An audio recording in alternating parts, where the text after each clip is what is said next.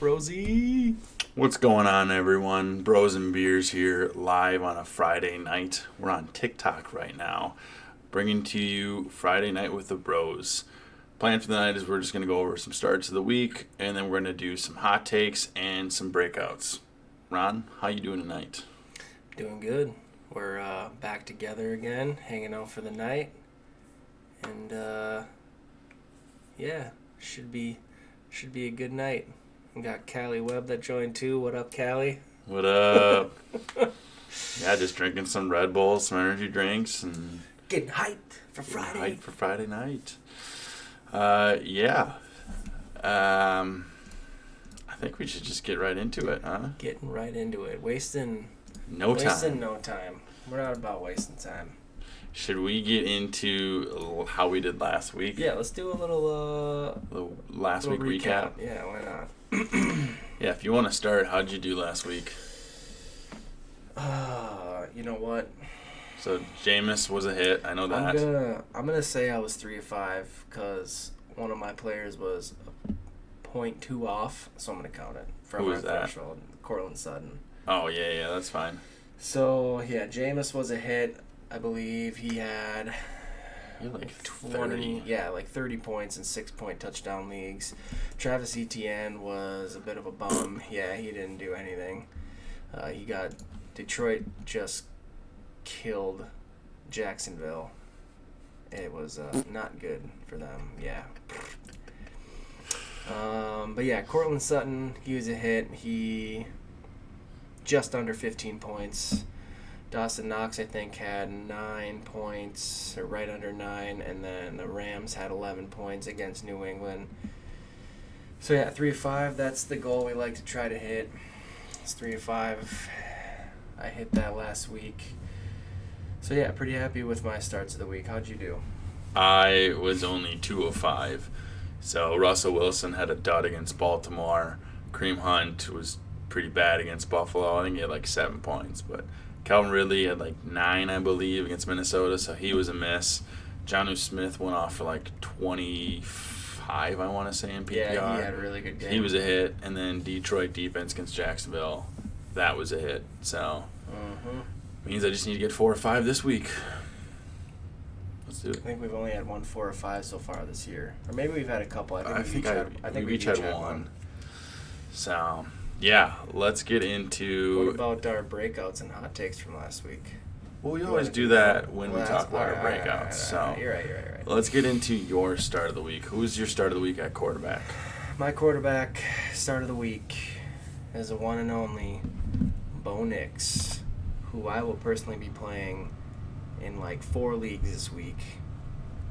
One of them because I have he's a bye week fill-in for Josh Allen, but I think this week anybody who has him should be starting him with confidence. Las Vegas gives up the 8th most points to quarterbacks this season, and Nix is coming off a career day versus the Falcons where he passed for 300 yards and 4 touchdowns. He's been getting better and better as the season goes on, and he should continue to put up solid numbers against Las Vegas, who really isn't playing for much this season. They are terrible, and they're going to continue to be terrible.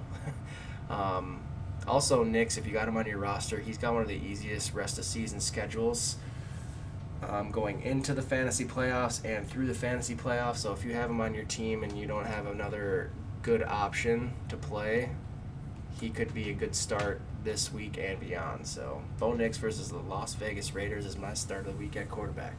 Dude, he's been great lately. Yeah. We did just have a comment in the chat. Gav Ross 7177. Mike Evans or Ladd McConkey. Oof. If Evans is playing, I'm starting him. Ladd has been playing better and better, so that's not. I mean, he's a little startable. Tougher one than you make it out to seem to be because he has been practicing fully, but yes, I think playing against the Giants. I think he's gonna get peppered with targets coming back from injury. I think Baker's missed his top receiver, but both players are startable this week because Ladd's going up against Baltimore. They have the worst pass defense, so both are like wide receiver twos. Yeah, for sure. So Tough one, but I think Evans is I mean, he's the future Hall of Famer. If he's healthy and playing this week, you got to play Mike Evans. Yeah, his ceiling is like 25 any given week. For sure. So, my start of the week at quarterback is funny enough. It's Justin Herbert against the Baltimore Ravens. Baltimore gives up the second most fantasy points in 6-point passing touchdown leagues, and they give up the third most points in 4-point passing touchdown leagues. They also give up the most passing yards per game at 288, and the second most passing touchdowns at 22, which is 2 touchdowns a game. The last 4 games, Justin Herbert has scored 28, 23, 21, and 28 in 6-point passing touchdown leagues. So he's been playing hot, and great matchup. They're going to have to score a bunch of points. McConkey's been really good, and Quentin Johnston's finally doing something.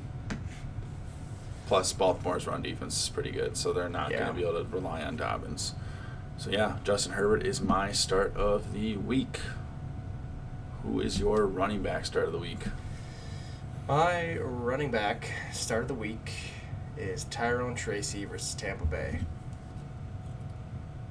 I think Tracy's going to be seeing a lot of volume now that New York is turning to DeVito as their starting quarterback. Obviously, the big news today was that New York just dropped Daniel Jones. They did. Cut Daniel Jones from their roster. Sounded like a mutual thing. But yeah, I think Tyrone Tracy is going to be the biggest benefactor of that, because I think he's probably going to get more carries, and I think he's going to see a lot more work receiving the ball out of the backfield. Tampa Bay gives up the sixth most points to running backs, and they're 28th in yards per rush, 27th in points per game.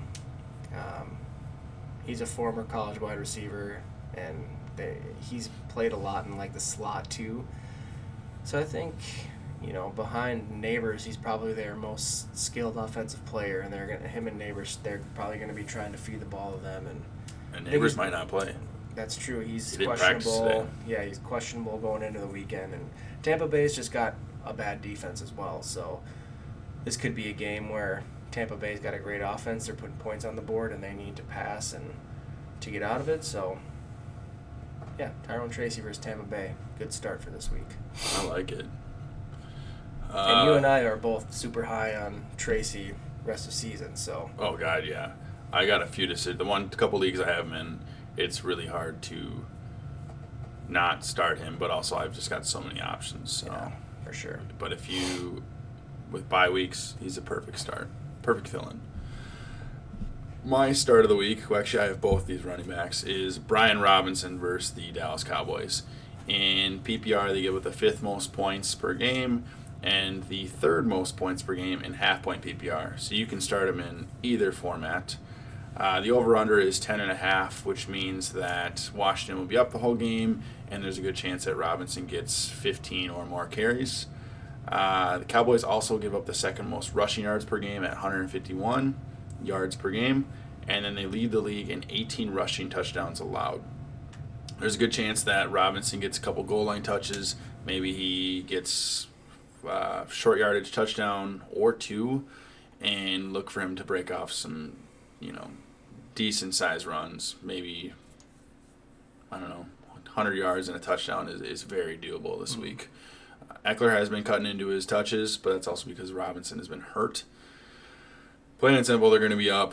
They're going to be running. It's a great matchup. Start Brian Robinson. Yeah. Who is your wide receiver start of the week? My wide receiver start of the week this week is Marvin Harrison Jr. versus Seattle. He has been kind of a disappointment, I think, so far this year. Oh, yeah. As somebody who drafted him in the first round in our keeper league, so there's between 12 teams, there's 3 players kept, 36 players are kept, so he ended up being a first-round pick. Yeah, just give or take like a second-round pick in a normal league. So I took him in the first, hoping to get like top 15 return from him, thinking he's going to be good. He's been a little disappointing, but I think he's got a good matchup, and I think coming off the bye week, I think they should have a good game plan to try to get him the ball early and often. Obviously, we know he's good, and I think he's slowly starting to build a better chemistry with Kyler. Seattle gives up the 14th most points to wide receivers this year, and this game could end up being a shootout. Like, both offenses are pretty good this year. It's also a division game. Both teams are pretty much on the fringe of like the playoff race. The NFC West is pretty tight right now. There's not like a clear leader in that division with San Francisco. They just lost last week, I believe. Mm-hmm. I forgot who they played, but they did just lose by like 3 points. There is no clear favorite in that division, and anything is up for grabs. So these division games in the NFC West right now mean a lot, and they're going to be, if Arizona's smart, they're going to be getting one of their best playmakers the ball. So, yeah. And Seattle's not, I think they're like 21st in pass yards allowed per game and 21st in yards allowed per game. So not the greatest defense this year for them. I think MHJ is going to have a good game. I think he'll get 80-plus yards and a touchdown this week. Good chance of it. I mean, look at what Juwan Jennings did last week against Seattle. So, as far as my wide receiver start of the week, it's going to be DJ Moore against the Minnesota Vikings. Hate saying that because we're Vikings fans. Mm-hmm. But Minnesota gives up the fifth most points to wide receivers and the 5th most passing yards per game at 234.8. Coming off a week where the offense has started to look better with the new offensive coordinator Thomas Brown. In that game, he had 7 targets and he caught 7 balls for 62 yards, so 13.2 points. That's perfect for a flex. The Vikings have only given up 15 passing touchdowns, but in PPR, even if he doesn't score a touchdown, I could see him getting 15 this week. So yeah, they were getting him the ball quick behind the line of scrimmage and letting him kind of do work after the catch with the screens and stuff. So yeah, they start doing that more with him in PPR, it could pay off quite a bit. Yeah, hopefully with the new coordinator, they're just going to switch things up. It's only been 1 week, so we'll see. But it's a big division game, and they need to get the ball in their playmakers' hands. So look for DJ Moore to finally bounce back and live up to his draft stock. Who is your tight end start of the week, Ron? My tight end start of the week is a stack with your quarterback start of the week is Will Dissly versus Baltimore. Baltimore has given up the 9th most points to tight ends this year, and they have the worst passing defense in the NFL overall. This should be a pass-happy game for both teams. Baltimore has a great offense. Lamar Jackson's playing MVP caliber football again. They got Deontay Johnson. They've been moving the ball really well all year. And I think the Chargers are going to have to pass a lot to keep up. I know that they've been pretty run-heavy so far this year, but when they were passing, they looked great in the first half last week against the Bengals. And I think if they can duplicate what they were doing last week, where I think Dissly did most of his work in the first half, where he had a touchdown and like 60 yards and some like 4 or 5 catches or whatever. He's going to have another good game. And like I said, I think this is going to be a game where they're going to have to pass a lot like they did last week against Baltimore. These are 2 really good teams. And Dissly has kind of become a nice little safety blanket over the middle for Justin Herbert. And I think he's going to stay hot this week and continue his good play from last week. And this is the defense to do it against. So Will Dissly, tight end versus Baltimore, is my start of the week. I'm okay with it. I mean, he was one of our waiver ad pickups of the week, so... I played against him last week, too, and I was watching that game, and I'm thinking, like, what is happening? Why is this happening? Why does he keep catching balls? And he's, like, always open. He's kind of like Kelsey, where he's not, like, the fastest guy, but he just finds the soft spots and just sits there. When he's been around for a while, so... Yeah, my start of the week for tight end is Jatavion Sanders versus the Kansas City Chiefs. And I know this is kind of a surprise because the Chiefs are supposed to just blow them out. But the Kansas City Chiefs give up the 5th most points to tight ends, Their passing offense, their passing defense is pretty good. They go with the 17th most yards, but Carolina will be down the whole game with an over/under of -11, which means that the game script will be pass heavy. Bryce Young and him are starting to create a little bit better connection. He is a rookie, so you got to give him a little bit of leeway at the beginning of the year. He's also had 2 different quarterbacks he's had to play with. Plain and simple, though, I think the opportunity for targets will be there, and maybe he gets a couple red zone targets, cashes in for a touchdown. But as far as PPR, like our we didn't even mention our standard. I'll mention that in a second. But if he can get you 10 points, like that's considered a hit. Can I mention that real quick? What our standard is? So when it comes to our starts of the week, we try to shoot for 3 of 5. So out of our 5 picks, we want to hit on 3 of them. Quarterback, that's 20 points in 6-point passing touchdown leagues. Running backs and wide receivers are 15, and then tight ends and defense is 10 points. So when I tell you to start Ja'Tavion Sanders, our goal, or whoever these players are, is 10 points. And I think Sanders and PPR can get that. As far as defenses, Ron, who is your defensive start of the week? My defensive start of the week is Green Bay versus San Francisco. Mainly my reason for picking them is because Brock Purdy was ruled out today. I think a lot of defenses have played really well against backup quarterbacks this year. And, San Francisco is not going to get a free pass with having to start Brandon Allen. Green Bay's defense has been pretty good this year. I think it's really been a big reason why they're 7-3 this year. They got a lot of turnovers. McKinney's been huge for them, and Love and Love's been banged up. Josh Jacobs has been playing pretty well. I mean, he's like the 15th ranked running back this year. So I guess I shouldn't say it. He's been playing pretty well. He's been decent. Mm-hmm. And their wide receivers have been banged up a lot. They've had a lot of injuries on the offensive side of the ball. And these 2 games. Yeah, their defense has been kind of holding them up and kind of the reason they've been playing so well. And now they get a chance to play against a San Francisco team without their starting quarterback. I think they go in. I don't remember who was playing, where they're playing, but either way, without Brock Purdy playing, it's an easy decision to throw Green Bay in there. If you're wondering, I mean, all you really need is 10 points. Yeah. So it's not a huge bar to hit. Right. I mean, with defenses, it kind of is. You need some. Well, you need sacks a few sacks. And whatever. Low scoring game, which San Francisco, they could score maybe 14 points. Yeah. You'd be okay. Yeah, they haven't been a high scoring offense even with Purdy this year, so. Correct. My defensive start is the Tampa Bay Buccaneers against the Giants. Plain and simple, Daniel Jones is not starting anymore. He was actually cut today. So Tommy DeVito will be starting. Neighbors is questionable with a groin injury. I don't think he's going to play. Anytime you got a player who misses a Friday practice, it's not great for their status on a Sunday. Mm-hmm. There's a decent chance.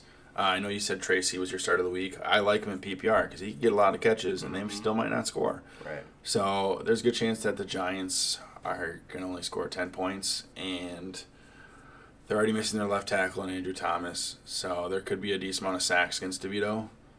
But,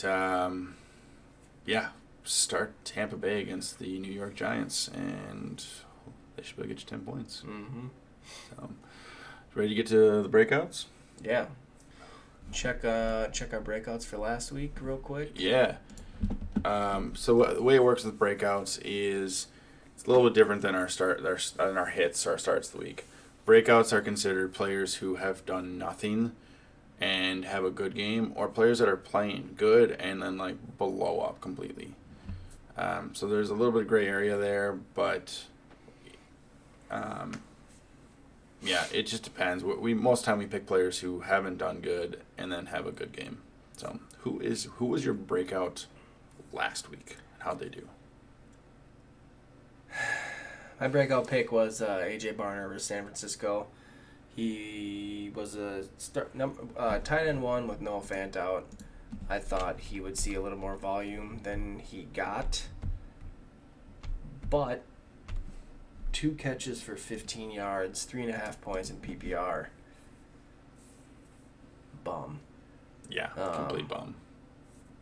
He's a rookie, so expectations should be tempered either way. And, we try to find players, like he said, that haven't really done much this year. I thought he had a good small sample size. There's not a lot of players that we can pick from. Yeah, I thought he had a good opportunity with, getting moved up in the depth chart with the injury. And Geno Smith apparently just doesn't like to throw to his tight ends. So he was a bust. That's okay. I mean, we should mention that these are... You could even consider them hot takes because there's 15 players maybe that haven't done anything all year. So our sample size is just... It's mostly picking players that haven't done much and that have an opportunity to arise or a really good matchup. Yeah. My breakout was not great either. It was Pat Freiermuth playing against Baltimore. It was a great matchup. Russell Wilson just didn't do much, so he was a complete bust. Don't need to talk about it much. We were 0 for 2. So maybe this week we can do a little bit better. Who is your breakout player heading into Week 12? I don't know if mine will do any better because my breakout player is Tommy DeVito versus Tampa Bay. I already picked Tyrone Tracy versus Tampa Bay. Like I said, Tampa Bay doesn't have the best defense, and they have a really good offense. They're going to be putting up points, and they give up a lot of points. So it could be a good opportunity for DeVito to, play against a weaker defense and have a lot of volume with passing, and that if he plays well enough, that could lead to great numbers. Plain and simple. And he's got an opportunity to have a good game. It's his first start of the year. There was a game last year. I don't remember who it was, but he had 250 plus yards passing and 3 touchdowns. So he's got the ability. It's probably going to be hindered a little bit without Neighbors. But yeah, the opportunity is there. He's got a good matchup. So, first start of the year for Tommy DeVito. He's probably motivated, and I think the players that are playing are probably going to rally around him, and maybe they play really well. So yeah, Tommy DeVito's my breakout. Yeah, I hope he doesn't. Just for the fact of my start of the week was Tampa Bay, but we'll see. Yeah, this is a betting game, so one of us is going to be right. Hey, that's a silver line. One of us is going to be right. Right. My breakout is Luke Schoonmaker. Schoonmaker. Sorry. He had a good week. How do you make schoon? You make it? I don't know. He's a schoonmaker. I don't know. It's not spoons, so that's for sure. Schoonmaker. Sorry. Ferguson's already been ruled out for this week, and last week he had 10 targets. Caught 6 of them for 56 yards, which is pretty good. I guess you could argue that he already broke out, but Washington's been average against tight ends. Dallas is going to be down the whole game, so the opportunity's there. And yeah, plain and simple, Dallas is going to be down the whole game. He's going to have some targets. Great option for him to break out. Let's get on to our hot takes, though, and go over how we did last week. So, how were your hot takes last week, Ron? Mine were pretty good last week, honestly. My first one was that Anthony Richardson and the Colts would beat the New York Jets. The Colts were technically underdogs in the game. New York Jets were favored to win that game. I said 24-17. I don't know. I don't remember what the final score was. I think it was 20. Don't you have the scores up here real quick? I could, yeah. Here. Just want to look at it real quick. Yeah. 28-27. Okay. And he had, in fantasy, he had give or take 30. Yeah, it was 30 points. I did Sorry, You're good.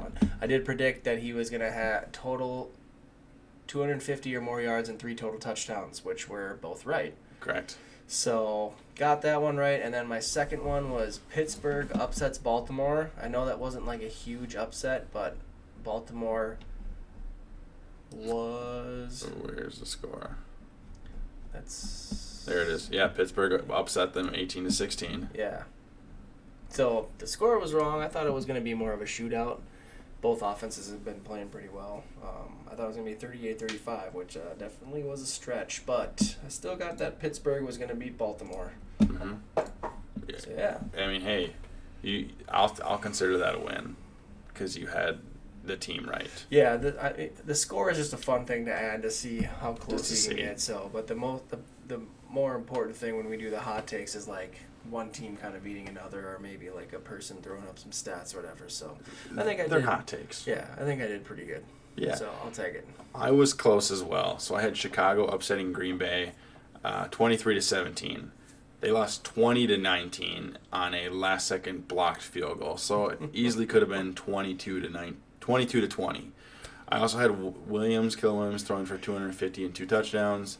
He did not do that. I think he threw for 200 and no touchdowns. Yeah, he hasn't thrown a touchdown in 4 games. Yeah, no, not great. Mm-mm. My other one was J.K. Dobbins goes off for 150 and 2 touchdowns.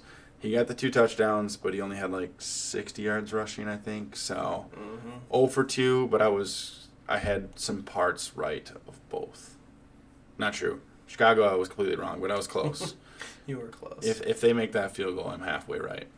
So, as far as this week for our hot takes, Ron, start us off. What are your hot takes for the week? So my first one is that the Giants upset the Buccaneers at home in DeVito's first start of the year. So it kind of ties in with my breakout and my start of the week because I have Tracy.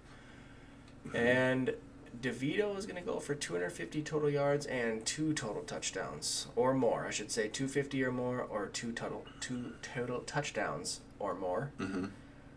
I think they're going to rally around him. He's a New York kid. I think it's a good fresh start for them, and I think he could play well. He's done it before. Hopefully, he's got it, like I said before, he got a good matchup and could do it again. So, Second one is Bo Nix stays hot. Passes for over 300 yards and 3 touchdowns. I was high on him going into the year, and he started off kind of slow, but man, he has really looked good in the last 4 or 5 weeks, and he is going to be a solid quarterback in the NFL for years. He's an older rookie, but he's ready. Yeah, NFL ready. I think he stays hot again, and like I said earlier, I'm starting him in 4 different leagues. So I definitely want this to happen as well as I think it probably will. So Bo Nix, 303 touchdowns. What are your hot takes? Real quick, I might regret trading you, Bo Nix, in our MGC league. And we talked about it. I was like, dude, I don't even want to give him up because I think he's going to be good. But, I probably wasn't going to keep him next year anyways, at least at that time.